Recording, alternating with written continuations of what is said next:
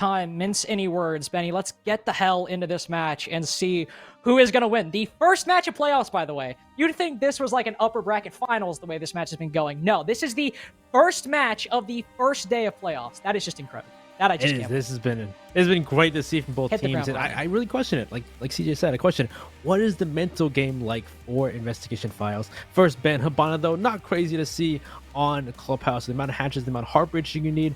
Hibana is a not an occasional ban; it's an often ban.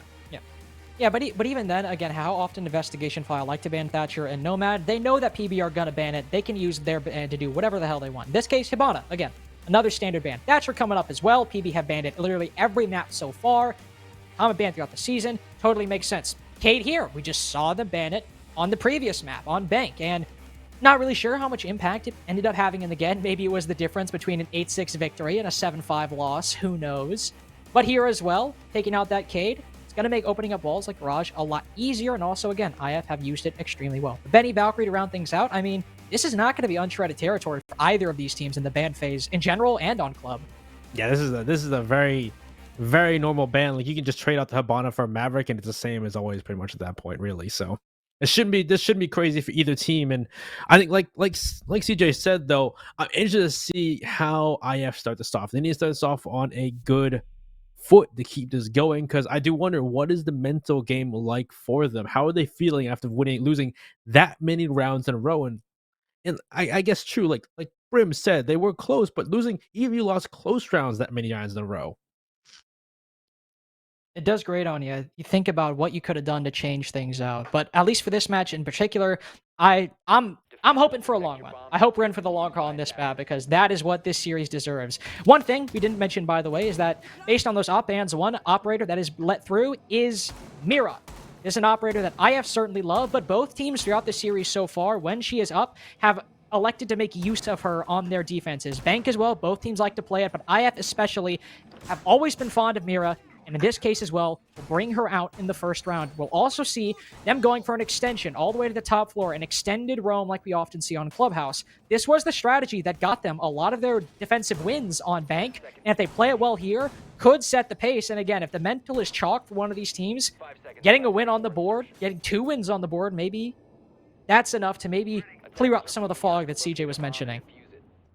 Well, the question to me was, Parabellum, are they going to engage this roam of IF? What is to be? The Spirits on the Jackal, it kind of seems like they're expecting that 0. Penguin on the 0 too is not operator you see often from these members, but we see how it goes out, and this could be that intel, those cams from 0 that the Jackal scans from Spirits could be the big thing they need to give them these kills and deal with these roamers. Well, they're already pushing in. Looks like they're droning out strip, and I think a member of IF is over in that strip area. Just might be. There's one upstairs as well, so already some early intel gained by Parabellum on the player playing down below inside a bar, and Subarctic maybe playing on main stairs. I don't actually know if they got a full glimpse of him, maybe just part of his shoulder, saw a flicker of movement. Not entirely sure, but Kool-Aid is going to be the one to try to challenge it, but so is Subarctic challenging in turn. Land some shots onto Kool-Aid. Thankfully, there's nobody in gym to put him into the grave, and Subarctic is even rotated back down. Spirits will confirm, oh, actually won't confirm that fact. That's the Vigil he spotted, and the Mute as well. So a lot of intel gained, one down below, one on the second floor with the attack at the moment. But Kool-Aid right now will instead turn his focus downstairs, because this is a basement attack. You're going to need to use that Maverick and use those hard breach charges that Penguin has to open up those hatches and start and execute going down. They can't get too caught up on this roam, or else they'll play directly into the hands of IF.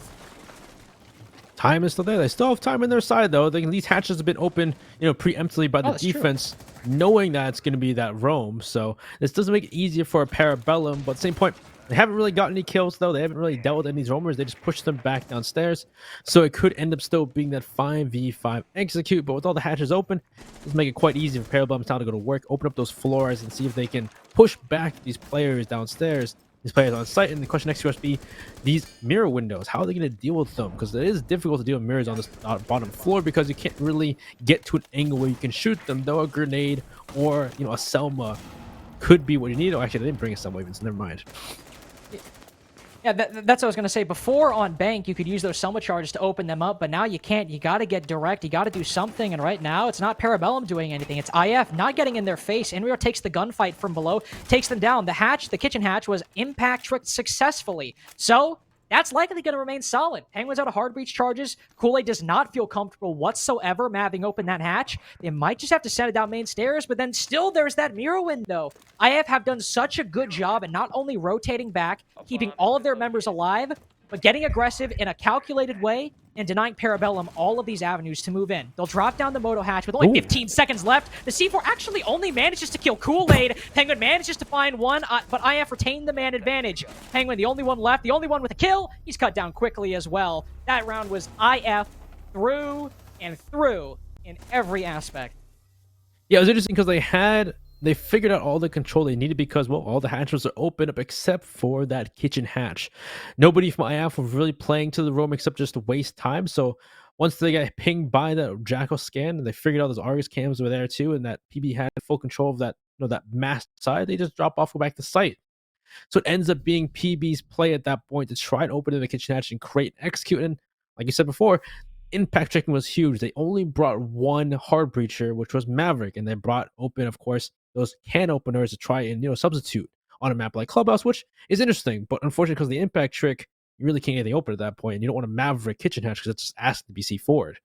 So at that point, it goes into a main stairs play, jumping down those Moto hatch, jumping down the main stairs, trying to push in, but the C4 from that main church wall was big there to stop that push in, and the mirror window itself was just an obstacle that was just too much for Parabellum, and IF knew exactly what was going on in the round. They take the first round here. We go on to our top stairs site of CCTV and cache. We'll see not only the mute come out for hard breaching, but Giddy on the bandit as well. Normally, I feel like when we see bandits, usually when Thatcher is up to try to go for the bandit tricking, but for here, not really going to do that. Giddy instead just going to use those bandit batteries, put them on the wall to start out, likely on the 2 panels for the con wall as well. Might do something different, and actually he's doing it on the con single panel that leads from the outside into construction, and another one on that single panel as well. Oh wait, because they changed it, I forgot. It's not the 2 skinny panels anymore, it's just the one big one. One panel now. Great change, by the way. That might be my favorite change ever done in any game ever, because I hated that. It was kind of weird. It was just really skinny reinforcements. Well, hey, we're starting off here. We're using those can openers to open up this garage wall, and the question is Giddy actually going to ban trick, or is he just putting the bandit batteries down? Because the fact that there's no Maverick on the board because it's substituted for the Thermite and they're not breaking 2 hard breachers. Oh, never mind. It's not ban trick. Just gonna put him down, keeping it static. Which, to be fair, since there is no Thatcher, you're gonna have to send someone like Melted or Eska down below, and that's just gonna be too risky of a position. You could die to a nade, lose a lot of health to an impact. Just put him down static because, again, Parabellum will still have to take a fair bit of time to take down those bandit batteries, whether you're actively bandit tricking or not. But Eska has already taken down Inrio from below, playing inside a swamp, trying to help the player on rafters, maybe play for a C4 as well later on if he's uncleared. Eska creeped up blue stairs, took him down. Now he can nade out these bandit batteries as well, and Kool-Aid can open the wall. So this is about as good of a first min as you can get. You've opened that wall, got a kill as well, onto one of the only 2 C4 ops. Great start for PB. Definitely a great start. And now they're going to work towards getting control of rafters, and they already have the angles they need. The Argus camera too is going to give them a lot of intel they need on the player and where he's at. Well, as long as you can put it somewhere close. Is that an impact just thrown? I believe it was. That was interesting. He just threw it. That was a baseball pitch, really. But they're gonna flash out Sabartik. He's blind as heck. I think he can take this advantage, take him out. Oh, they're actually trying to push him out, and he's pushed between. He still gets kill. Arrows there to help him out. He takes out Penguin. Arrow's taking a lot of damage. He's gonna have to pull off, but Sabartik's between 2 fires. Can he still stay? He's still existing on this rafters, actually. And there's one head. Looks like that maybe Kool-Aid. He still gets the kill in the spirits over in the doorway. Oh boy. The fact that Sabartik managed to come away with that, Kool-Aid needed to get that kill there, but there's still one. That's Giddy on the soft wall, leading in, looking into garage. They're putting down to even lower HP. They've managed to take garage control, but look at the cost that they've incurred. Kool-Aid on low HP. He'll manage to open the wall. Arrow is on low HP as well. But this is still slightly favoring IF because of those 3 smoke canisters, but more importantly, because of Giddy's C4, and he's rotated back into sight for maximum impact. Eska's down below to make sure he doesn't rotate down and can't get that C4 off, which I believe might be the very spot he's rotated down to. Not entirely sure just yet. The Melted starts to creep on in. No, Giddy's still inside a cache. That's the good move. Try to toss it over the server rack and deny Kool-Aid from getting the bomb down. Melted will send his concussions into red, but Giddy peeks and Giddy wins. Vivid 2, the C4 goes out. Doesn't kill Kool-Aid, puts him to a little bit lower HP, as it's now a 1v2. A lot less utility for the defense, but they have the crossfire and the man advantage to trade out Kool-Aid if he manages to find one. Sees him for a second. Giddy peeks on out. He knows he's going through this doorway. Kool-Aid not able to land the shots. Has to switch to the pistol. Well, could try to land the pre-fire. Will down him, but it's still Giddy to land the headshot, and that's all you need. One bullet, second round for IF as well. Oh, it was a good start there. A really good start utility-wise from the side of IF. They get that first pick on the player inside of Swamp, allow them to get control of Lounge and Swamp, get the grenade up, destroy those bandit batteries, and open the wall. They also had walls, can't open doors to get the way into Garage, and they had the utility to try and deal with Subarctic, but as you see in the replays, Subarctic played his life so well. As long with Arrow helping out elsewhere, he stayed up there for quite a long time, got the picks to even up the scoreboard, well, not scoreboard, the E-man count, and make it difficult for Parabellum to make the execute happen, despite having both Rafters control and Plat Wall open. They had to push into sight in the C4 and smoke canisters, taking down the time, causing Parabellum to try and take fights with those members inside of sight. And well, you saw how it went there. It didn't go quite well for them. Did not go well. And in this round, maybe to make things go a little bit easier, that was a very, very nice 6-pick by Spirits from the Capitao, which PB run extensively, and IF can likely expect the positions they're going to use him in, what they're going to firebolt, what they're going to smoke bolt. Instead, he rotates to the Buck. Now, that could be a couple different things, but the thing I'm looking at mainly is if IF extend into CCTV and Cache, which it appears they're doing, they've reinforced the Plat Wall. They're also reinforcing a panel in Garage. Somebody's likely going to be sitting in Cache. You can send Buck down below in Lounge to open up that floor and put much more direct pressure on the player playing inside of there instead of trying to use nades or Zofia concussions to clear him out. So that could catch IF off guard if they decide to dedicate a lot of utility and a man specifically inside of Cache. That could be a big thing, especially too if you need to deal with the mirror window inside of. You see, there's a mirror window inside of or inside of Logi, and you can try and get there's an angle you can get on the mirror and bathroom as well if the mirror is in there too from below. So that Buck could play a big part in dealing with both those mirrors. Well, if they choose to go below, at least we'll see if they do or not from Parabellum's side. But the Buck I feel like is a really good choice here. But the question is it going to really pan out for them? The question for first off, are they going to push that extension inside of Cache? We already saw from before they've set up those reinforcements. Well, you saw someone from below, and just all these angles being fought up by PB. And so the question is, what are they going to do with this information? Well, that's the problem. It's clear that because of those holes made down below, IF are aware that somebody, whether it's a Buck or just maybe Eska with a nade, is going to try to go below and clear him out of Logi. So they have that hole and try to contest anybody maneuvering on in. Of course, you need to be watching it. Hole only does so much if nobody's watching it. It just gives a nice window for the attackers to see you through. But if somebody's watching it, could stop maybe Spirits from entering down below, or Eska as well. You'll rotate down below, not inside of Logi or Cache like Benny and I predicted. Instead, he's just below the main site. This is still a good application.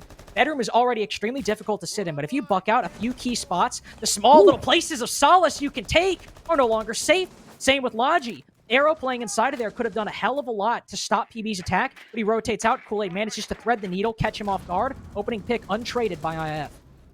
Oh, there's another kill for IF or for PB. It's Vivid to go down, and if they can grenade Subarctic, which they could hear from below, but looks like the mirror window come out and see this is the angle I was talking about. Huge there from him. Penguin runs in as soon as the Buck opens up that floor, takes out 2 on his way in, and now it's down to just Inrio in a 1v5, and this has been a perfect play from them. Inrio gets 1, but it's a 1v4. Plant's going down from Kool-Aid. Inrio's got to find some way through. He's just taking shots. He takes another with him. There's still 3 more to go, though. The Plant's gone down, and I don't know information he has, but he's down to, what, 10 HP? Someone's going to finish him off. It's going to be Kool-Aid. Parabellum will take the first attacking round. And a damn good one at that, I have to say. But Uh-oh. might have a bug in chat. We'll wait for an admin call on that decision. But until then, let's talk about that round. Because Benny, that was we saw 2 very strong rounds from IF, saw a strong attacking round by PB. Buck, I would say, did a lot of work there, but especially because it appeared that Vivid, who's playing inside of... No, it wasn't Vivid inside a bathroom. Who was playing inside a bathroom, Benny? I can't seem to recall. Vivid, you're right. It was Smoke. Vivid. Oh, okay then. Well, never mind. I was correct. The player playing inside a bathroom was a bit caught off guard, and then Penguin takes that moment, runs straight on in. He's able to get that kill. Of course, a lot of work happened before that. You had Spirits down below, putting pressure on the players playing inside of Logi. Might have been the reason Arrow even decided to rotate out. Kool-Aid catches him off guard. Eska gets that pick as well. That was just a at least for the strategy Parabellum went for, is very by the books. Not a lot of hiccups were thrown into their plan. By the time I have tried to have a say in it, it was already a 1v5 at that point. Yeah, I just said it was good. Just coordination from the side of PB was perfect. They're having the Buck below and having Penguin push at the same time as the Bucks. Bucking the floor, causing those players on site to be confused, have chaos ensues. And they had the drones and the intel to know if someone was flanking from that red stair side, from that side of cash, because they knew they were extending the cash in construction. So there had to be someone that would flank from the hatch or from the stairs. And they had the intel ready for it, knew if somebody was going to push them and flank them. So really, Parabellum, like you said, just by the books. They did everything, cross their T's, dot their I's, and did it perfectly in that round. And it was pretty much a flawless round until they pushed in real and lost to people, but either way. Yeah, but that's basically a flawless round at that point. You might have lost 2 bodies, but you're in a 1v5, 2 impactless frags. That's a de facto flawless round, in my opinion. If you end the round of 1v5, or the round's a 1v5 at any point, unless they clutch it or it gets down to 1v1, that's basically flawless. But for IF going forward, lost Jim, could go back to it if they wanted to, but basement has opened up. Of course, cash is still locked because they won that site. Rounds have not fully passed yet for them to go to it. I imagine they'll probably go to basement, would be my guess. Could retry Jim, but because a site they won has opened up, I think we'll go down there. And the other question is, on bank, we would see that IF would win a site based on that extension. Basement, for example, actually, coincidentally enough. They'd win basement based on an extended roam. Then the next round they played, they bunkered down. They kept close to the site, and they ended up losing it. I wonder if they're going to go with that same play here, because the extended roam worked, but if they adjust, it certainly might catch PB off guard, but as we've seen on bank, it's not as sure of a bet, and it's not going to catch him off guard as much as it might, or you might think.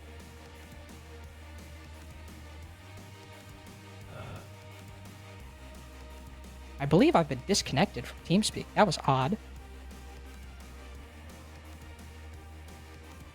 Well, our I'm TNT not quite sure what's happening disconnected right me, now. and Everything I believe it is dying. disconnected Links as well for some reason. I don't know why. Oh, there we go. I'm back. Yeah, I don't know what happened there. I had to just reconnect. Okay. I imagine Benny and I were just talking like we were both deaf, just like, hello? Anybody? Oh, no, I knew you were talking. I saw you talking, so I looked at my screen and was like, what is going on? No, I saw you talking too, and I was like, well, that was weird. That was odd.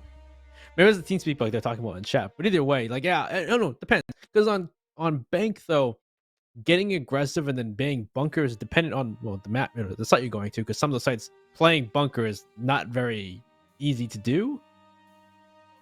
I guess Clubhouse is kind of in the same way, depending on what site you're going to. Basement, I guess basement kind of plays for that, because if you don't play aggressive in basement, you let them do what they want to do, open up those hatches, get control of what they need to. The mirror windows are still a problem here, but if they can get open kitchen hatch this time compared to that first round, it'd be very different.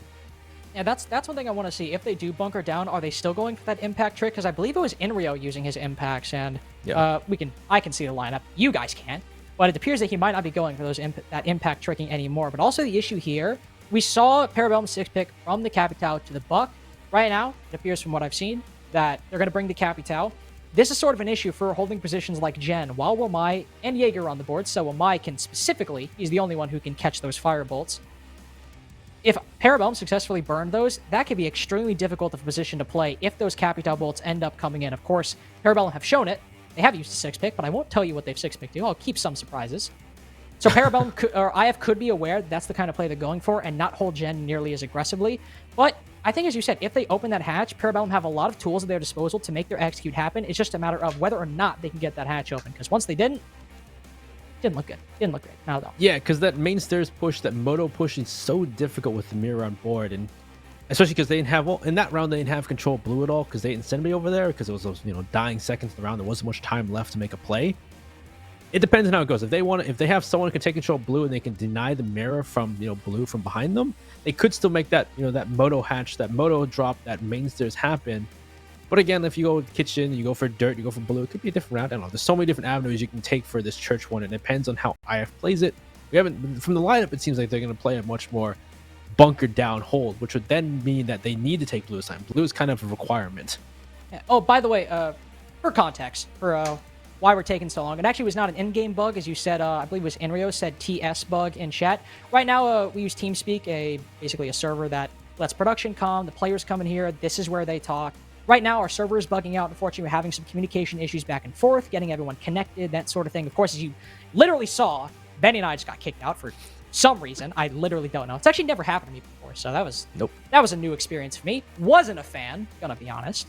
But so yeah, that's mid listening to links and I just hear the TeamSpeak tell me you've been disconnected. I'm like, at the moment we got disconnected, I was like, oh great, this is gonna be so much fun. Benny and I are just gonna be talking over each other. We're not gonna know what each other are saying. It's gonna be really great to listen to, I imagine. So, yep, that's what's going on right now. We're trying to get it sorted out, and again, here's the nice thing though.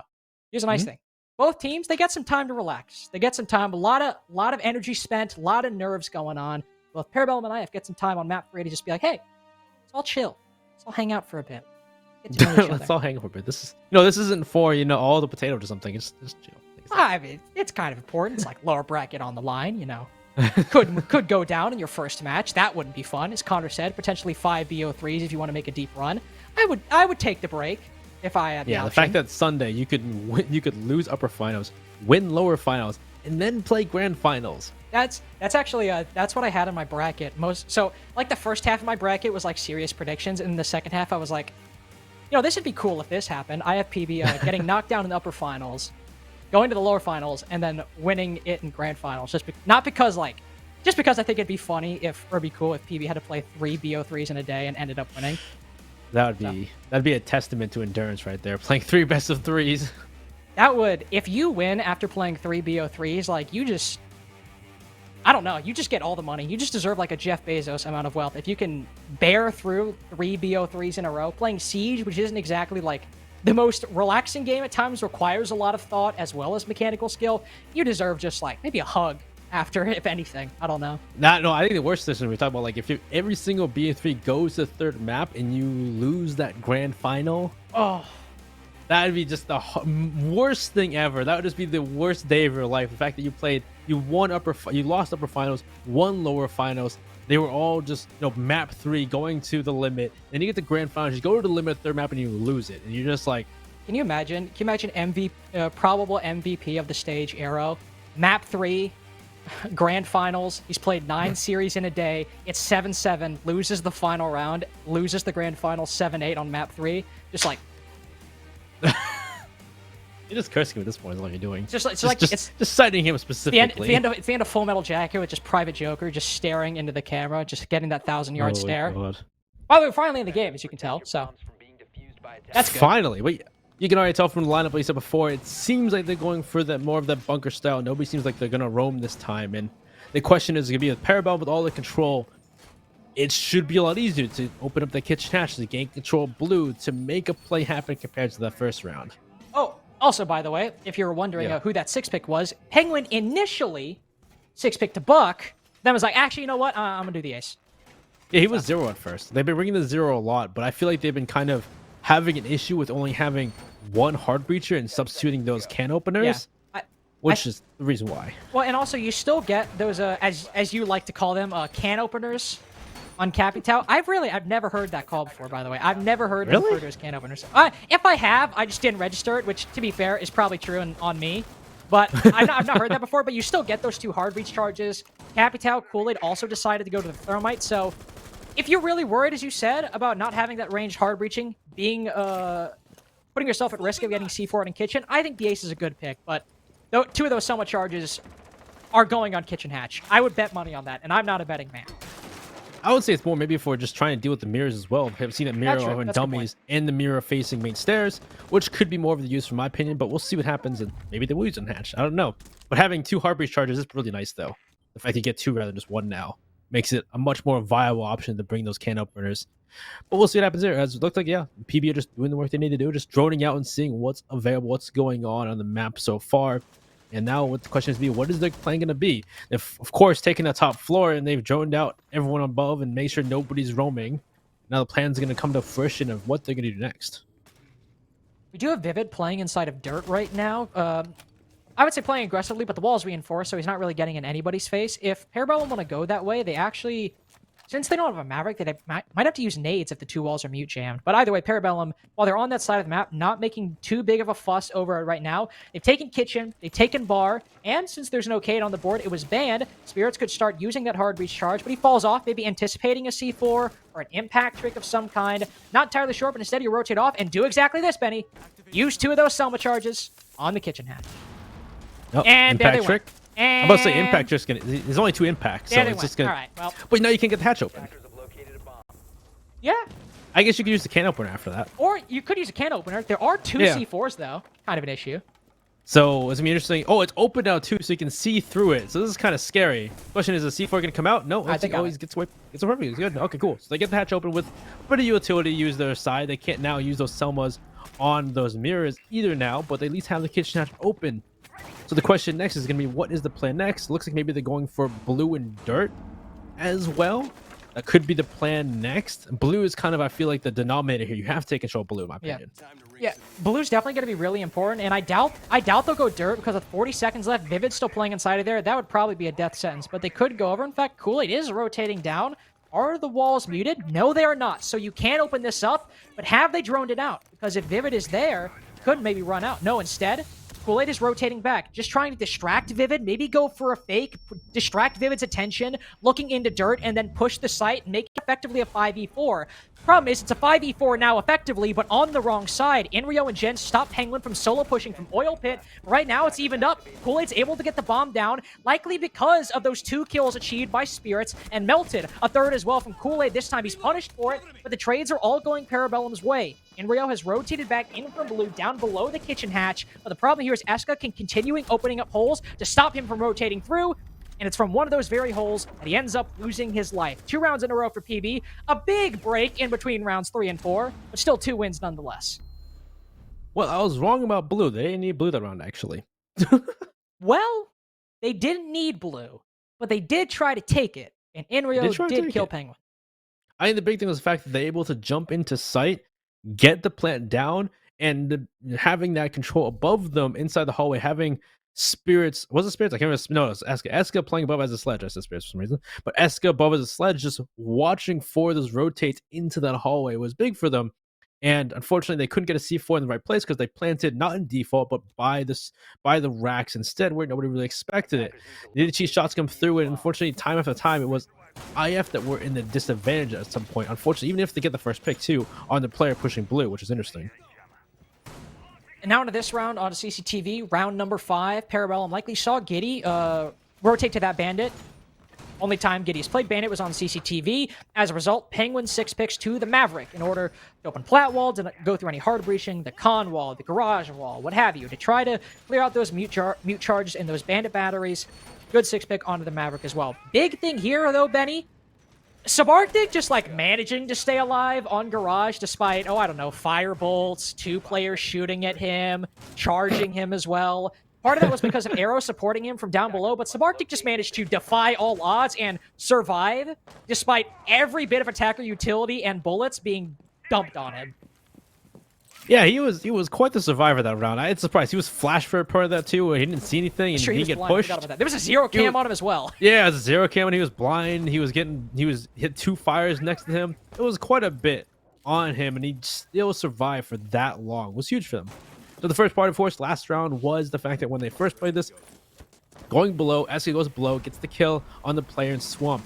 Gets rid of the Bandit batteries, but well, this time you don't have to do that because you have the Maverick in store, so you can just open up that wall from running really with that blowtorch in your hand. So he's gonna go to work. He's gonna open this wall up, and yeah, that wall is now soft. He's gonna open up with that Zofia impact of the lifeline, and now they can just walk right in. And Penguin goes in. He goes to that plant. He kills the player on rafters. Gets another one. Gets 2 for his name. He can go for a plant, or the player with the diffuser. Kool-Aid can go for the plant, and of course it's C4 below because they didn't clear lounge. Inro gets that kill, but Spirits is awesome. Got the refrag already. It's down to Vivid and Arrow to try and refrag and take it back. And whether or not can they even do that? This is the issue right now. I think Penguin was setting in some toxic gas for too long. He's on 1 HP right now. Inrio's rotated back in. Maybe with a kill as well. Okay, This round was looking immense if you just watch Penguins play and ignore everything afterwards. But everything afterwards has resulted in equal footing for IF and Parabellum. In fact, Spirits is the only one left to watch this. The smoke goes the wrong way, but no, Vivid actually manages to clip Penguin, who was 1 HP. Now with the fuser dropped inside of the site, Spirits might have a minute and 25 seconds left. He has some utility as well. I wasn't considering that. Firebolt drops on top of Vivid, burning him like he just burned Penguin earlier on in the round. It will allow Spirits to rotate on in. No C-Force to go from below, but there is a hole watching the default plant spot, so he cannot plant there comfortably as long as Vivid is on red stairs. He'll put his face in a hole, watching Cash while Arrow's just on the opposite side. Is he watching? No, he's looking the opposite way. He wasn't aware of Spirit's position. He will be revealed at the last second. Spirits, the very hole he made, looks away from it. Arrow takes advantage, looks back on through, gets the kill. 3-2. Oh, yeah. That is a feels bad, man. It was like literally like a centimeter to the left. You would have saw him. You really, if you stopped watching that round after Penguin got those 2 kills, you'd probably be like, oh, they win this. Yeah, I was saying, because that round started off, and you see the Maverick just go to work, as you usually see on Clubhouse in general, where he just opens up the wall. He just made it soft. They open it up, and Penguin just walks in like it was no problem at all, like it was totally expected. Kills 2 players. They have control Rafters after killing the player in Rafters, killing the player in the cash door. And so you have so much control, but again, C4 from below. In Rio gets a C4 to deny it at first, but there's a refrag into Rio, so that makes it even up at that point. And you think with the Raptors control in flat wall, it should be around for the attackers, but those smoke canisters, Penguin and other players sat so long in those smoke canisters, did so much damage. On top of the fact that then you see Vivid gets a kill from red stairs, Arrow comes back, kills the player who was down that was trying to get picked back up through the wall, and it leads to a 2v2, and Penguin had already taken so much damage from the smoke cannons in the first place. He begins to plant, he's getting covered by Spirits, and unfortunately one more smoke canister still in the pocket of Vivid, kills Penguin, leaves Spirits in a 1v2, and now Spirits has to go looking for 2 kills, and he has no intel.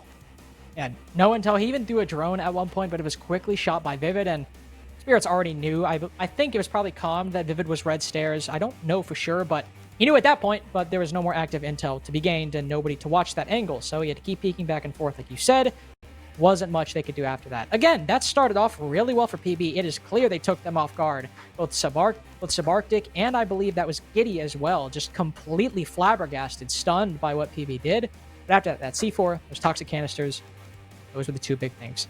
Final site right now is looking like it might be basement. IF opting not to go back to gym, again, probably because of how dominantly they lost it that first go around, and because the round they just played against PB on basement was still, I would say, fairly close throughout. Came down to a 1v2 at the end, but it really came down to PB staking a lot on a kitchen drop that very narrowly didn't work. Had 1 or 2 more kills go IF's way instead of PB's. Plus, they also shut down Penguin solo clearing out blue, so there were plenty of good things to say about IF repelling PB's execute.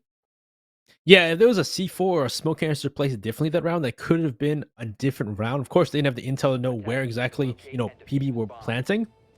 And of course, you had the sledge of Eska above too, trying to stop any rotates, but really, it just comes down to the fact that they didn't know where they were planting, didn't have the C4 in place to stop it. So once they get the plant down, you have Eska above a sledge. Not much you can do to stop that when you're trying to rotate back up the stairs and they have all the vertical angles to stop you. So we go back down here for another try and they lose the mirror. The mirror was, in some instances, kind of a big start to that first round, but the mirror windows didn't really do much for them that second round, because on that bunker take, the mirror isn't watching them for the drop in kitchen. The mirror is watching for blue and for main stairs, and neither were really touched except for the one player, the ace, walking down oil pit into blue, which the mirror one wasn't even needed for that. So Arrow jumps onto the ward instead, who still has a C4, but I wonder if his gadget's even really going to come into play.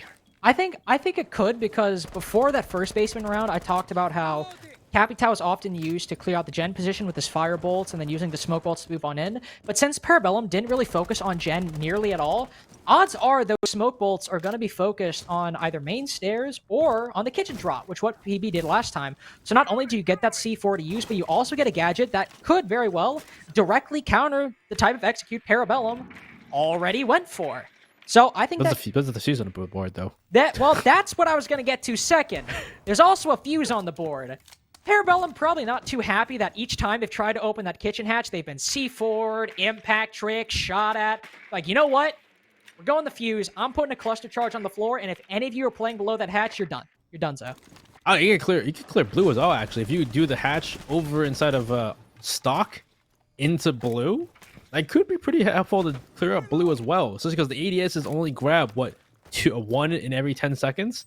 And if you have 3 of them down, it's only going to grab 3 of the pucks and, what, I think one breaks down 4 clusters? Well, how many grenades come out of the cluster charge? I don't remember. Let's count. Well, oh, wait, hold on. We have to wait for the burn. Then we can do our counting with links, and it's impact trick anyway. So here's the issue. Here's the nice thing, though. It's getting impact trick, but it can waste all those impacts. And Benny sends out 5, I believe, from what I heard. I wanted to give a visual demonstration. I knew the answer, but I thought it'd be funny if we, like, counted. I thought it was 5 as well, but I didn't really know, because I know they've increased it in a lot of whiles, and I don't really pay attention to fuse buffs. But still, the fact that they fused it and they have put down the breach charge, the hard breach charge at the same time, works out perfect. Get open kitchen hatch in better time than before, at least. And now they have this hatch open. The question is going to be, last time they didn't even need to take control of blue. They didn't need to take control of main stairs. They just dropped down, lost some of those fights, but were able to get the plant down either way. And that's kind of the big thing here, is if they can still do that same thing. But I feel like IF wouldn't let them get away with it twice. They might not. Penguin will drop. He always does this. He uses his utility early, then drops immediately, the first one into the fray when it comes to the execute. He's dropped down right now, taking a long angle all the way down main hall to into sight. Probably a bit of a risky play. Instead, he'll use his final cluster charge on that church wall. Problem is, it's muted right now. He can't get it. But again, Kool-Aid always seems to get these threading the needle kills into sight. That opens things up in some rounds. He's got this one on to Giddy, playing close on the church wall with the shotgun. But instead, PB will off that kill, will rotate through Ash Wall, move on in, based on the back of another kill from Penguin. 2 might fall on the floor, but Kool-Aid narrowly could have got that kill. There we go. It's Penguin to clean it up, but Arrow for 2. A 1v2 now. Penguin and Spirits, the only 2 left. Spirits has to cover as Penguin puts the bomb on the floor. Arrow does not have the intel on the attacker's position. What he can do, since both are on the floor, I was going to say catch him on the rotate, but it's Penguin to catch Arrow off guard instead, and a 3-3-half secured for both teams. Oh, he saw his elbow as he was reloading. It's unfortunate. That's unlucky. That's unlucky. But still, the fuse worked out perfectly at the hatch open. He tried the fuse main wall, didn't do as well, but Kool-Aid's still playing at an angle where he's able to get that pick, which opens up the round for him to push in. And really, they didn't have... It was funny, too, because Parabellum, you saw Eska there trying to get in through Ashwall, and at first tried to vault over, but couldn't do it. So he's just standing in the hallway. And whilst in the hallway, he gets peeked, and Penguin is just covering him and kills the next player who's playing inside Arsenal. They walk into sight. There's a load of trades in sight, but it still went the way of PB in the end. Getting most of the trades, killing the players in sight was the big part there, allowing them to sit in sight, allowing them to have the cover of Spirits. And leaves Arrow. He doesn't get 2 kills, but it leaves him try to retake Arsenal when Penguin is ready and waiting already in Arsenal for him. And when they got stuck on that wall, I was extremely nervous for Parabellum in that round. I thought they were all going to get slaughtered, but instead they did not.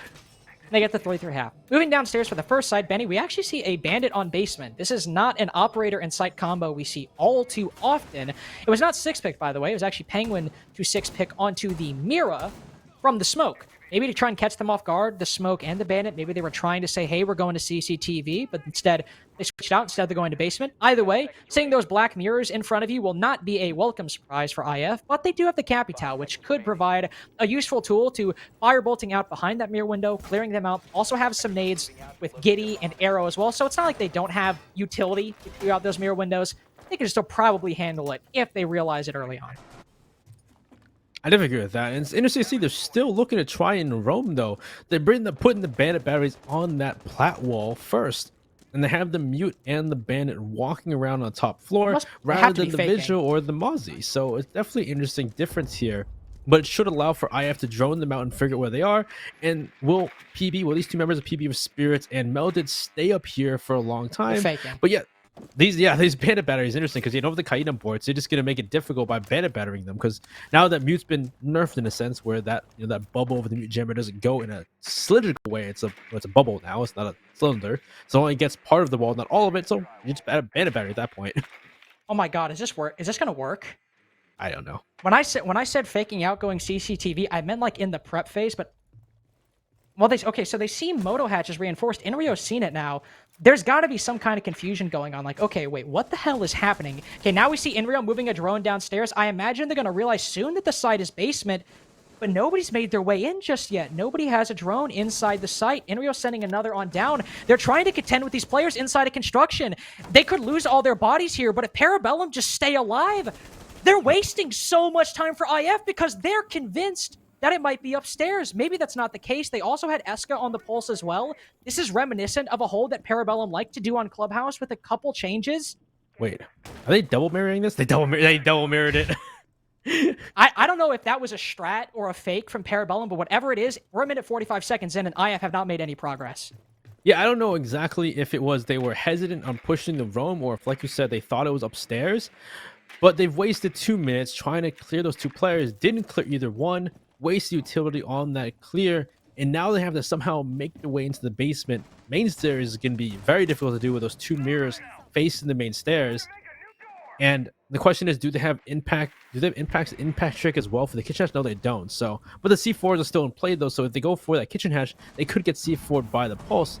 So looks like they're rotating towards the blue side too. I have to pretty much put it into overdrive to make this execute happen. Definitely, and as you can see, they're using Eska on the pulse. All of their C4s are pre-placed right now. Everyone had them gone, but there was a 3 and 0 on that board, and that's what Eska's doing. Reading, waiting to see if they walk over the minefield they've set below kitchen to detonate, and that's what happens. They take down Giddy on the sledge. Sure, that's impactful. You can't use the same verticality. We've only got 20 seconds left. They could have killed anybody and it would have had the same impact, purely because now they have to scramble to create some execute to try to get the members of Parabellum. Arrow's got the first kill, but it's still going the way of Parabellum. Not as dominantly, though. Subarctic put on the floor. It's still actually a 2v2, effectively. He starts to get the bomb, but Penguin has the angle. He can get the head of Arrow and take the lead for PB. What a round from PB there. That was just... They had a roam up there, and then it was...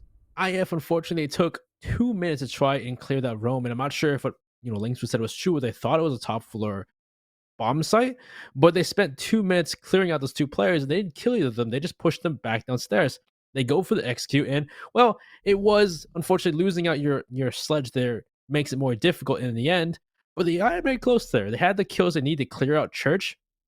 Inrio is playing in blue, clears up blue for his team, so Arctic goes down. But the big thing here is how far away these players are. At that point, with no time left, you have to go for the plant. Vivid begins planting. Inrio is the only player to cover him, but he's in blue with no real way to stop him getting shot, though. So that's when a Penguin just walks in, kills him. That's the end of the round right there. Well, that was a very entertaining round to watch from Parabellum. Now they got that first round win. Basically, didn't even show anything really on their basement attack. Nothing that IF could really glean. But they go to Gym Bedroom, the victors of their first defensive round. We see Subarctic go back to an operator he played very commonly on that first map, Cafe. Subarctic played the Finka religiously on their attacking half to great effect. And he's brought it back out here. For Jim, of course, that could lend very well to clearing out the catch extension. If they say, if nades aren't effectful and they need to take a head-on gunfight, you can use the healing, or if anybody takes damage early on, you can use that heal as well. But that's going to be the big thing right here, is whether or not IF buy into the cache extension or not, because you can see PB are dedicating reinforcements, utility, all to that location. Are IF just going to try to push Jacuzzi down below, or are they going to buy into it? Looks like they're doing the latter. Seems the way, yeah. It's like PB's clear, though, with that buck was so well done, though. It's just almost masterclass at how they used that buck so well in that round. But let's see if IF, they're going to just go straight into what PB has set up with those mute jammers.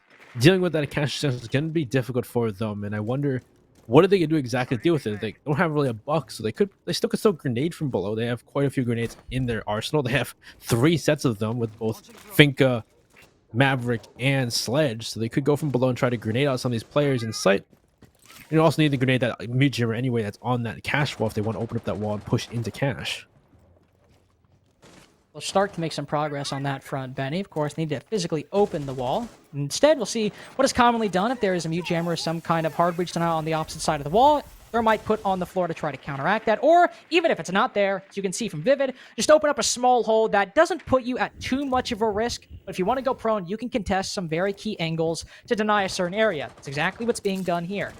force the Mamaev spirits to back off into construction and continue holding that angle, making sure he can't aggress back on in. This is the issue. Parabellum have, again, a back line. They can rotate back to construction and still contest a large part of the map control necessary for IF to take, thanks to players like Kool-Aid, laying behind a shield currently, and everyone else holding from Logi or inside of construction itself.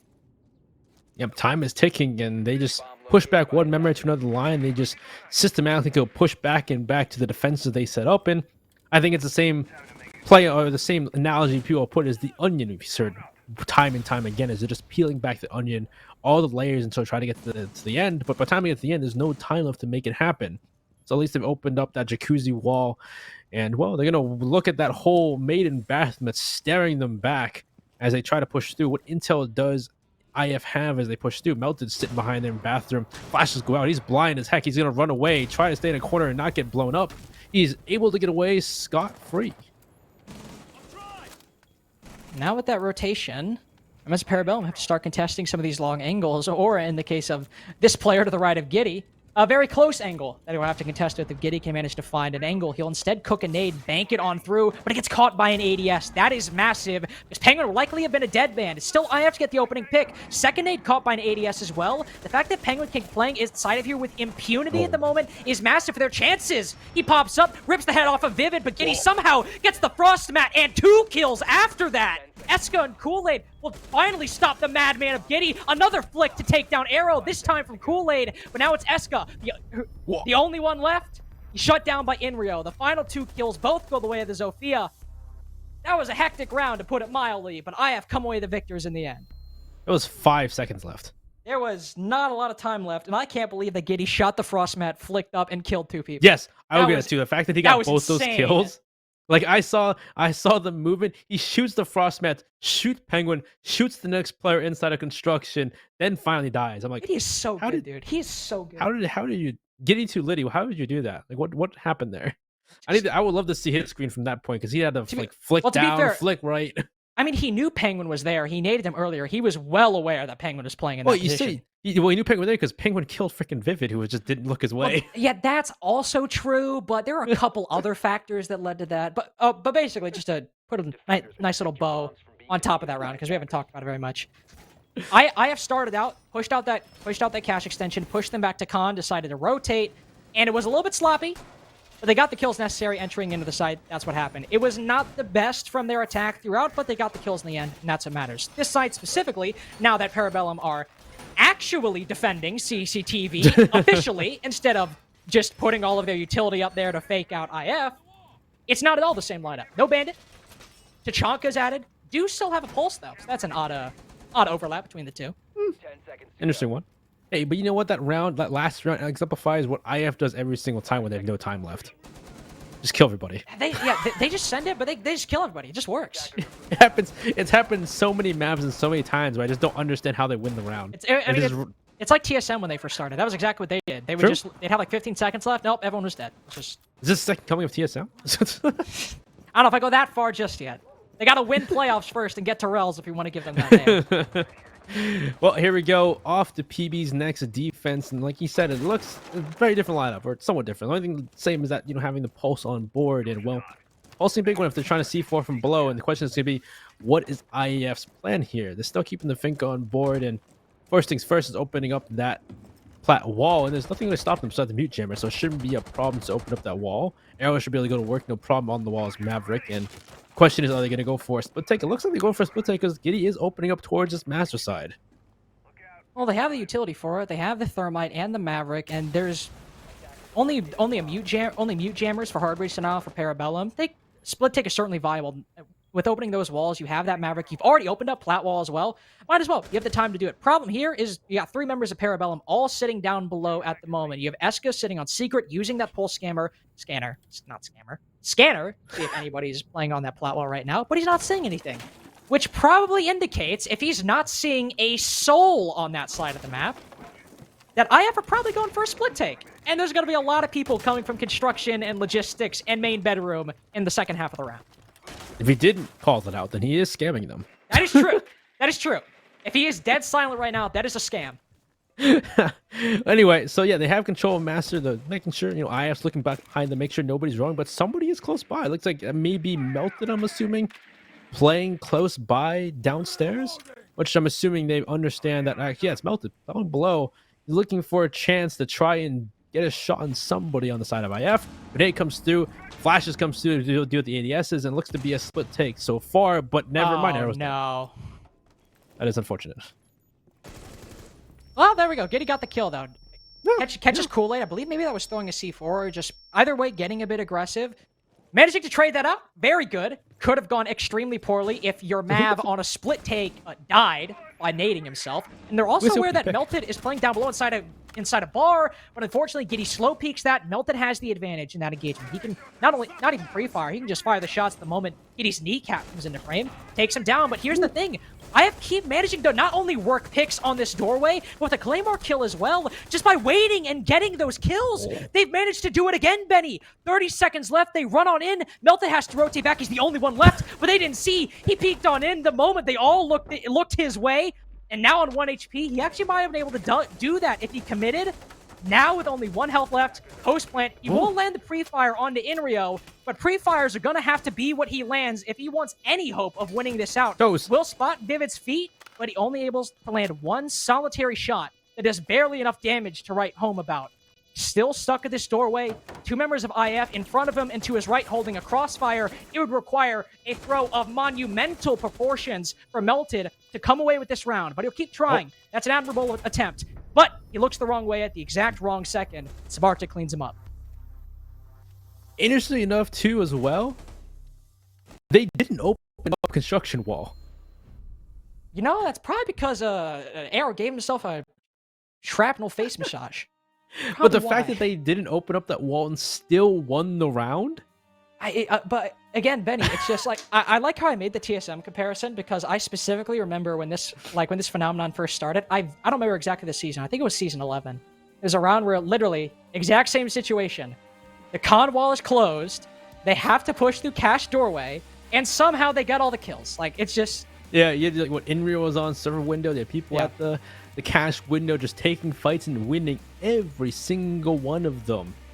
It's just, again, how do you do it? Melt is left alone and then what, a 1v4 trying to come back to site. He gets a couple kills of his own, but you can't really come back, or you can't really get that post when you're walking back into site like that. And the wall is closed too, so there's only 1 door to walk through.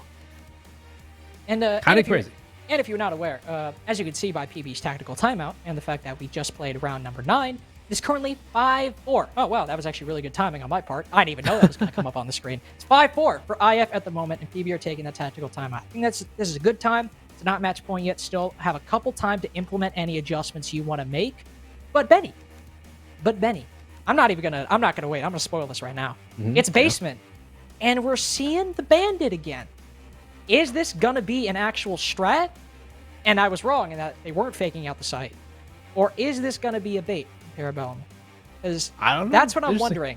Because if we see the bandit twice, pick off with that? Well, yeah, it's the fact they took 2 minutes to try and deal with the roam, and they didn't really deal with it per se. Even they just kind of pushed it back to the floor, and next thing you know, they got to rush to try and get the execute off. And well, it's really interesting because this used to be a there used to be a strat kind of like this where you had Eska playing on that right side of the map with the pulse, getting info on that side of the map. And it was very similar, except I think it was basement as well, but there was like an alibi and lounge with a shield. I might be actually mixing up 2 strats now that I think about it, but there was a strat. Alibi and lounge with a shield. You should that was a PB strat. I don't know if it's the same one I'm referring to, but I know that was either the same strat or 2 different strats that PB used to run. So it could be an adaptation to change something because this is just a new method. Because I thought it was initially a fake out, but no. This is just a new extended roam that PB have tried to craft with the bandits on Jacuzzi Wall and Plat Wall to stop IF from gaining easy entry points to clear out the roam, and the mute as well to do the same thing that the traditional extended roam does, deny that intel, and with the pulse to gain info on anybody potentially pushing this area. So it might just be a reframe of initial pick, but also not to potentially talk too much. Arctic is on Ying.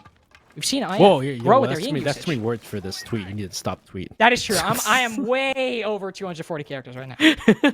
But as you said, yeah, the Ying is big here, and if they're looking to bypass this roam, the Ying could be the tool to do so, but they gotta do it quick though. They gotta do it without PB knowing, because once PB knows, they're gonna spring to action. You don't want that happening. Well, Arrows looks like it's going to work, so maybe they aren't looking to maybe bypass the roam. Maybe they're actually going to push the roam with the Ying in play. As you see people running around upstairs, both the Bandit and the Mute of Penguin and not Penguin, Melted and Spirits, they're just running around upstairs. They're just wasting time, causing I have to waste time, waste utility on this clear. Oh, Penguin's looking for. This is a bottom floor. This is a bottom floor site, and they have not reinforced dirt, and Penguin's looking to peek out of dirt as smoke. Man, the creativity is off the charts. I'm gonna be honest, I'm not feeling that one. I'm not feeling that run out. SMG 11 long range, like Penguin's a good player, but if he hits a shot though, this would be the clip of the century. This would be the clip of the millennium if he hit this shot, but I believe the players already worked their way inside a jacuzzi. They might still be outside, so we could see something. And actually, I think Spirits is telling. Oh no, they are still outside on the balcony. The wall has not been opened up yet, so Penguin, I admire your effort. I do think you should rotate back, though. Speaking of rotating, Kool-Aid is rotating back up to the extension. He's not rotating back yet. This is what we've seen from Parabellum. They will not give a single inch on this extension, and it's working. Caught out in Rio. That's the first opening pick for PB once again on this roam, and they bring the Ying, but I don't know when it's going to come into use if they can't deal with the roam, and they're not going to bypass it either. Arrow's looking around, but at this point, PB have all returned back to site with only a minute left. He's looking for ghosts at this point. He's looking for nobody that exists. Sabar's going to throw his smoke because he doesn't have a heartbeats charged in his hand. Nice job. Unfortunate. might have had a misplay on the loadout right there. That's unfortunate. Does still have smokes though, so it's not exactly bad utility. They might have to ad hoc it a little bit, but they could certainly use it if they transition down to the execute. Plus, they now have actually opened up that blue hatch. And with those 3 Candelas as well, smokes are certainly a good combo to have for Ying. She can cut off a lot of sight lines and make the site much more difficult to play. Right now, it's not the case. Instead, Giddy to use his secondary utility, the nade, to try to clear out the mirror. Unfortunately, drone driven directly into a pre-fire, so for all they know, there could be somebody playing behind that mirror window. There might not be anybody behind that mirror window. But the big focus right here is the Moto drop. 2 Candelas sent on in. 3, all of Subarctic's utility. The moment they detonate, he'll send it on in. Flicks to Penguin, but Spirits is there to capitalize. 2 kills, 3 kills total for him, actually. Can we get 4? Yes, we can. Not the ace. Kool-Aid gets the final one, but it was a quick and fast final 15 seconds or so for PB. Yeah, that was interesting, I guess, because they just kind of drop the hatch. They push forward that church play, get the first pick from Subarctic entering in the site, but then the second person goes for the plant, but nobody's there to cover him anymore. And then Vivid drops the hatch, and even though they just lost the planter to that bandit, doesn't expect the bandit to be just watching the drop after that because they didn't have anybody else anywhere else. They didn't have anybody in blue.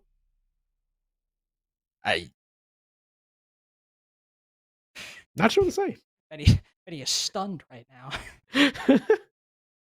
and it comes down to the point where they try to push that roam, and it takes them 2 minutes to open the walls up, but not actually kill anybody.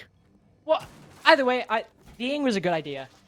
I like their use of it, and honestly, it probably would have worked. I actually have no idea how Spirits wasn't blind there. The fact that he got that kill, maybe he was blind. I have no idea, but I still think with all that happened, even though they wasted a lot of time, or they spent a lot of time, they weren't really wasted. They were trying to do stuff, but I don't know. I think either way, I think it was a good attempt by IF. I think they had a lot of good tools, but again, that defense of PB seems to be stumping them. Problem is, Benny, that's the only site they've won so far. They've won basement twice, but they've lost gym, and they've lost CCTV as well. They're running gym back, but I believe a similar setup. I don't think Eska played Pulse last time on this site in particular. Still a lot of similarities, but still a lot of changes as well. Spirits rotating to the Ella. I believe, again, Eska on the Pulse as well. The cast, are they holding bar? Well, because last time, if you go back to their take on bedroom and gym, going below as Buck was biblical.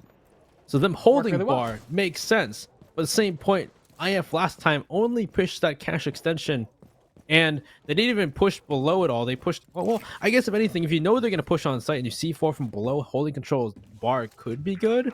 But it came down to kills. It came down to them pushing through those windows.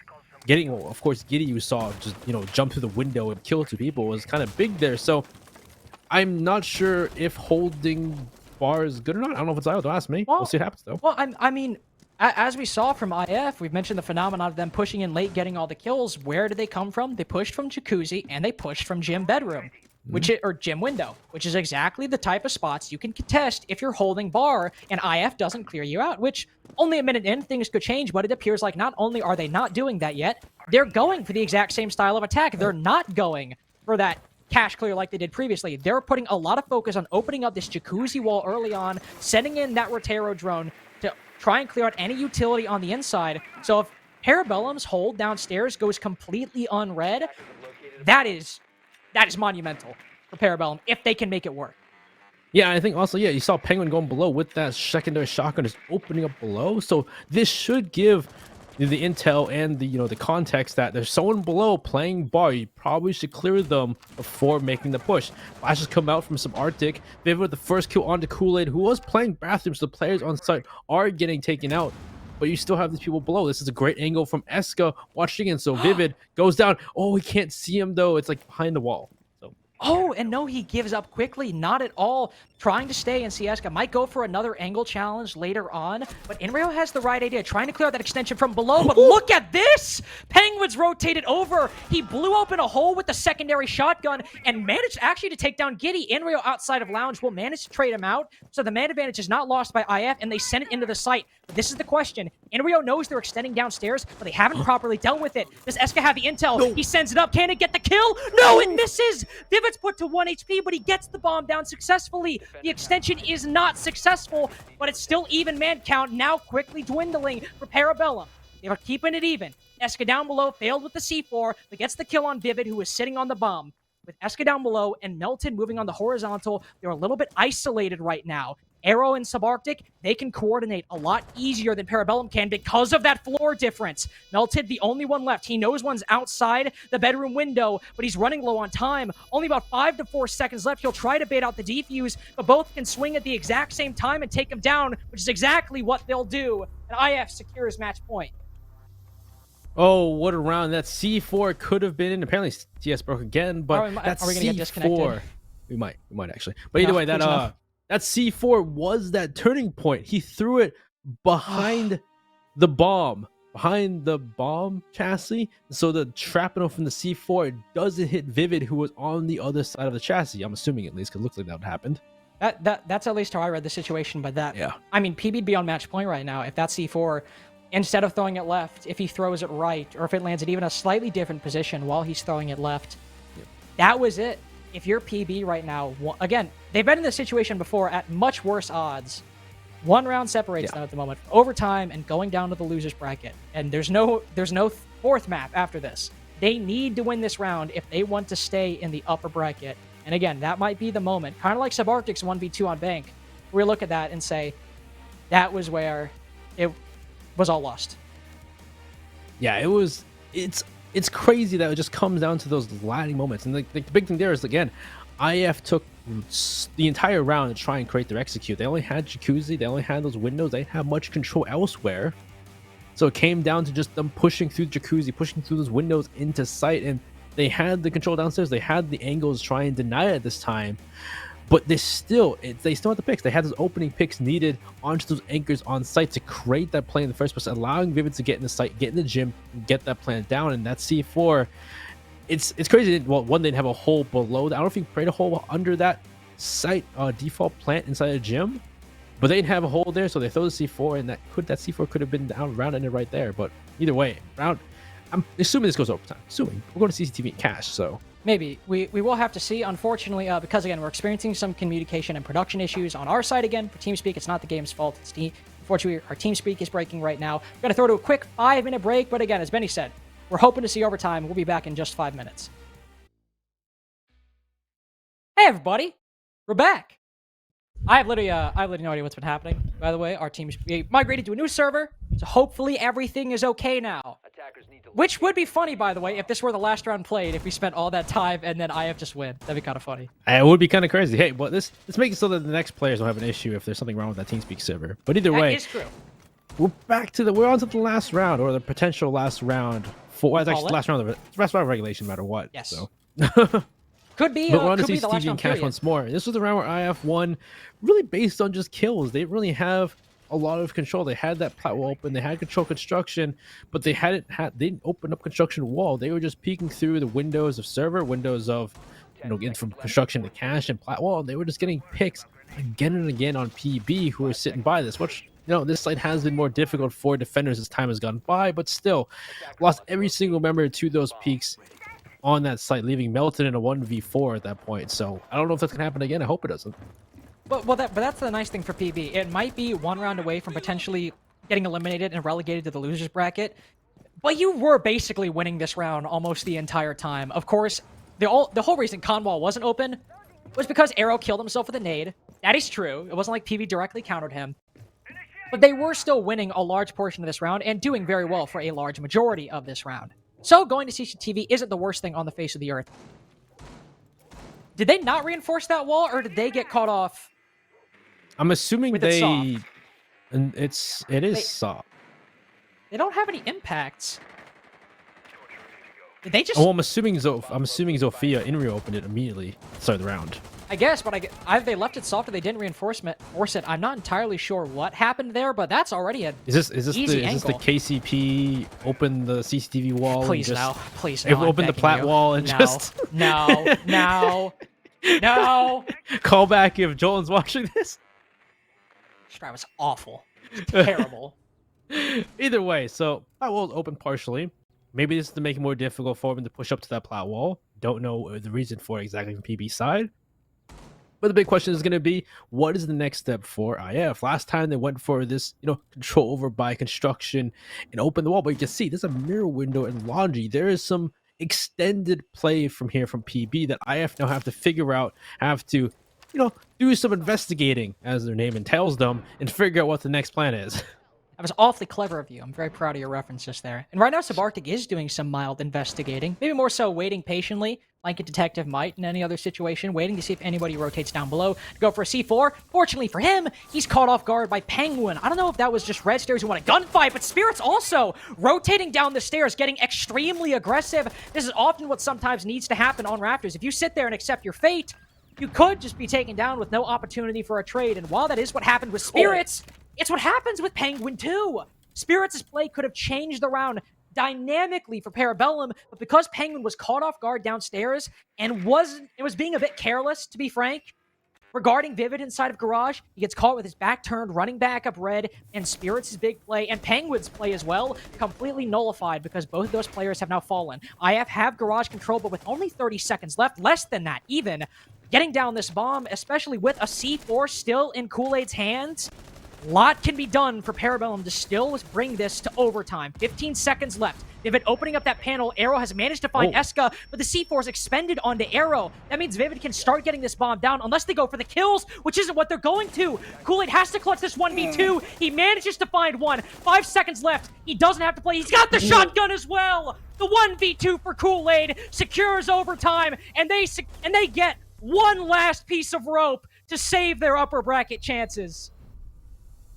So from the top, Penguin's the first pick.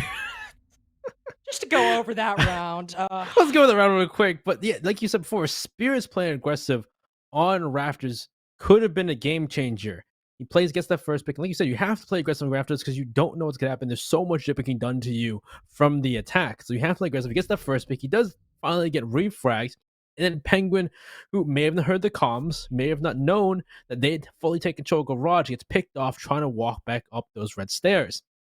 And at that point, it was them with no time left because they'd spent so long taking control of Raptors. Vivid finally opens up the single panel, and the C4 already come through, though. The C4 already killed Kool-Aid, or Kool-Aid's C4 already came through and killed one of those players on IF. But even though they knew that the utility was gone, they still pushed the envelope and tried to get the kills, in which the kills were going the way, but time was the issue. There was no time left. And Vivid, even though he could have gone for that plant, there's no utility to stop him. He goes for the kill instead onto the last player with the shotgun, which I believe was Kool-Aid. And then Kool-Aid gets the second kill onto Inrio, who had to go for that pick anyway because there's no time left. But also, here's the thing. Parabellum's defenses haven't looked the best so far, but the one thing that has been their rock, their defensive half, has been this basement setup. Twice they've played it, and neither time has IF been able to find the solution to what's happened. They tried to bring a Ying the second time around. That adjustment didn't work out. Too much time was still wasted, and that's after the first time they attacked it, in which they spent 2 minutes staring befuddled at the setup before them, unable to decipher a way to pierce through it. They tried their attempt with the Ying. It didn't work. They've now switched Subarctic to the Capitao instead to maybe use those smoke and firebolts to try and pierce through it. We'll see if that's the solution, but based on that utility, I'm not sure if it is. If they're going to counter it, it has to be the result of coordination between the team members. One piece of utility is not going to be the silver bullet. Once again, they're going for the roam clear too, and this is... How many times have they tried the roam clear so far? 2 times so far. This is the third? In every single time, like you said, it doesn't matter if the utility they have not been able to clear this roam within a decent time or get the kills to give them the advantage in the execute. Eska runs out though. That's a brazen play, different from what we previously have seen. That's a C4 off the board and intel that could have been useful later on. That's a bit different, and that does give them the advantage. Do they still push the envelope and try to get these kills on the roam, or do they push for the site now? I just don't know if that's the kind of play you should be making, Eska, especially the pulse with that C4. Benny, remember, the whole strategy was they would rotate back and then use all 4 C4s as a minefield inside of Kitchen, but the reason that strat was possible was because of Eska on the heartbeat scanner below the kitchen hatch. And he runs out and gives his life away. That just seems, based on how PB have played the strat, like a poor decision for Eska. And whether or not it was calculated, maybe it wasn't his fault, maybe he thought it would work. That is... He had the heartbeat scanner, so I'm assuming he probably saw the person on the scanner and then heard them get on the drone.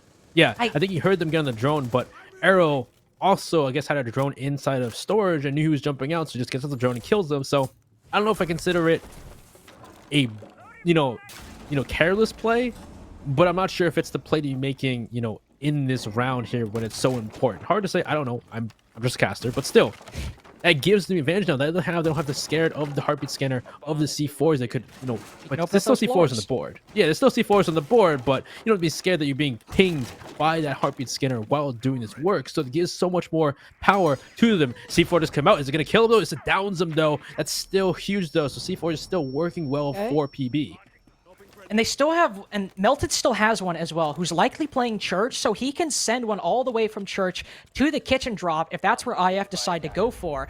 Giddy being picked back up, he's low HP, it wastes a little bit of time, but not nearly as bad as if he were taken down. If Arrow catches this man off guard, that could have been huge, but no. Penguin reacts in time, low HP, but IF take that moment and hit the drop. Penguin is cut off, he's firebolted, can't come in through dirt. Can anybody counter Vivid's plan? It seems like nobody can! Subarctic successful on the coverage, Vivid too! Penguin trapped inside, is almost finished off by Giddy, but what a beautiful play by IF once again. That was a much different turnout compared to the previous rounds, and that C4 pick I thought was really good. Denying the dirt play was huge, but they, again, IF are a team that once they get all of their players in the places they need to be, and they have they have that intent in mind, they have that goal in mind, they execute so well right there. They Fireball perfectly placed on the player inside of dirt. They know it because they just got killed out. They just got the player Penguin killed out one of their players. So they fireballed them out. They have the control from that hatch, from the soft breaching from below, because they couldn't see for the sledge. They did down him, but he still was alive. He gets picked back up and able to create those holes, allowing IF to create that pressure, create that cutoff for them. And they had no C4s left to stop the plant. Vivid gets it down, and all the members trying to cross over get picked off. So that's huge from IF. We go on to IF's defense though, which in the past for this round, for this top site, been iffy. Oh, actually, wait, no, they've had 2 wins on the site actually. Benny. Yeah, what's up? Penguin 6th from the map to fuse. Oh, and they thought it was a... They thought it was basement. Oh no. Oh no. Yeah, it's interesting because they've only won basement once out of the 3 times. So wouldn't they go to CC, which they've won twice on their defense? I'm not sure, but listen, maybe Parabellum know it's CCTV and they have a plan for the fuse. Maybe. But they've 6'd their Maverick, the bandit batteries, the mute jammers, all of this hard breach denial that IF layers all over the site, on walls, on doorways, everywhere, to deny utility and to deny intel. You just can't get it as easily anymore. you have to go for those nades from below, which, to be fair, PB have done before. And maybe they can use the fuse as well to destroy some of those sections. But oh no, the intel is lacking too. Arrow peeks out of the bedroom window. And that's your Capitao gone. Another focal point of PB's attacks. That is huge to lose. That is the reason why they even were able to finish up those. Well, not obviously the reason, but it was such a help to deal with the play in rafters. Looks like Penguin's gonna use them on the windows, gonna explode anything that's on or nearby inside a CCTV. But now they need to get open these walls into. At least they still have can openers. They still have can openers on Penguin, so that's the backup for Spirits. But they don't have those bolts that are needed to deal with them. What a shot from Inrio onto Eska. There go the grenades from him. This could be it. Losing 2 players early in the round, not able to refrag either of them. Penguin taking heavy shots from above him vertically, and now he's dead. This looks like the bell tolling for Parabellum. Everyone, I would say damn near everyone, had them moving forward in this bracket, beating IF in this spot, and what's standing between all of our brackets getting ruined and PB's upper bracket run is a 2v5 that Melted and Kool-Aid have to work their way through. They have 3 drones and 1 minute and 35 seconds left. But IF are scrambling back to the site. They are not getting aggressive, not throwing away this man advantage, and that is the exact opposite thing you want to happen when you're in a 2v5, is IF playing disciplined and not throwing their lives away. Recharge opens up, stuns Kool-Aid a little bit, and damages him, but it's nothing compared to the damage that IF has done to PB's chances of this round and their upper bracket run in the course of the round so far. 3 flashes sent on in. Kool-Aid won't blind himself and it burns the ADSs, but I doubt it blinds anybody on the side of IF. He barrels on through, Giddy cuts him down, and that's it. A flawless round that sends Parabellum, the chosen ones, it seems at times, who always seem to get out of the bad spot. Their luck finally runs out, and they're in the lower bracket. And it's only the first game of Stage 3. They have 5 BO3s if they want any hope of making it close to relegations. That is just pain. Maybe I told myself to stop betting on PB, and maybe I should have kept to that. But I thought in best of 3s it'd been different. Maybe your first point about giving them the map pool and the map picks. I was like, maybe not as much. And we saw how they did on Bank, and I was like, okay, we're going to Clubhouse. This could still go in their favor, but like Connor said in the pre-show, the big point was that it was between Oregon and Clubhouse, and we've seen the Oregon, and it's always been not great. And this is the issue, that we saw with Parabellum in this matchup. They fought back 6 rounds in a row, something like that on Bank, a ridiculous number. They lost Cafe initially, but then they started to really work their way back on Club. They brought it to overtime.